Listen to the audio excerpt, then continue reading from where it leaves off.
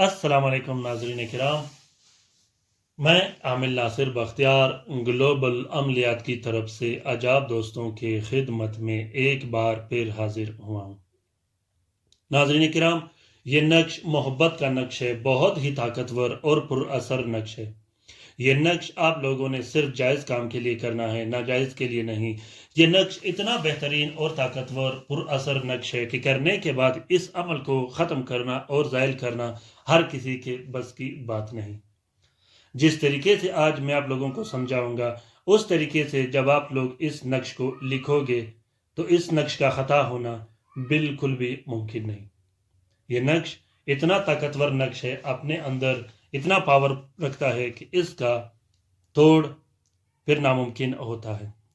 इस नक्श के लिखने का तरीका यह है कि इस नक्श को आप लोगों ने अगर मर्द के लिए लिखना हो तो रोज़ इतवार बाद नमाज फजर जो कि शम्स का साथ होता है उसमें लिख देनी है।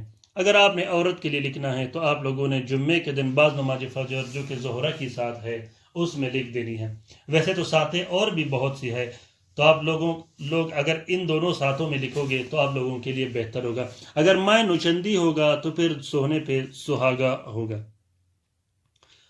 लिखने के टाइम आप लोगों ने अपने पास बखूर जो कि खुशबू रोशन करना होता है, अगर आप खुशबू रोशन नहीं कर सकते तो आप लोगों ने अथर अपने पास रखनी है, ऐसे खुशबू रखनी है जो आप लोगों ने लिखने के बाद इस पे लगा देनी है।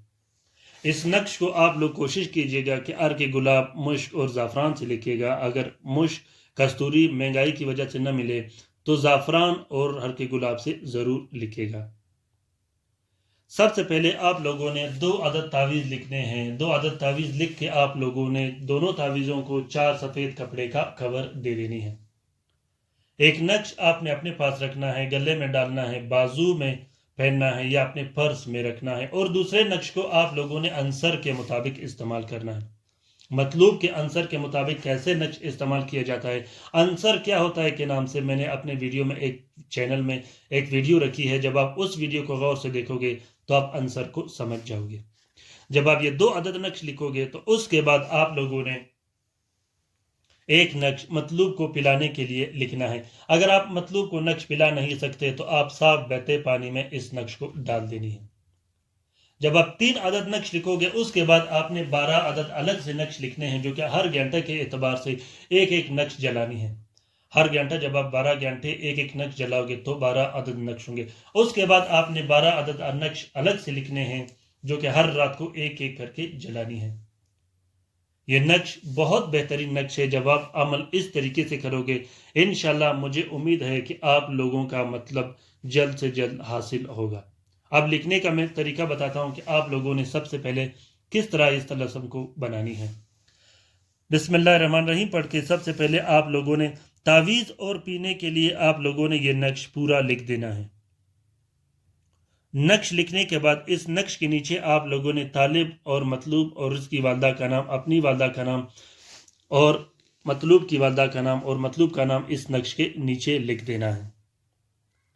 जब आप तावीज़ और पीने के लिए इस पूरा नक्श बनाओगे तो जलाने के लिए आप लोगों ने फिर ये नक्श, ये स्टार और ये जो 3 आप लोगों के दिखाई दे रहे ये नहीं लिखने। जलाने के लिए फिर आप लोगों ने मतलूब का नाम सिर्फ यहाँ डाल देना है।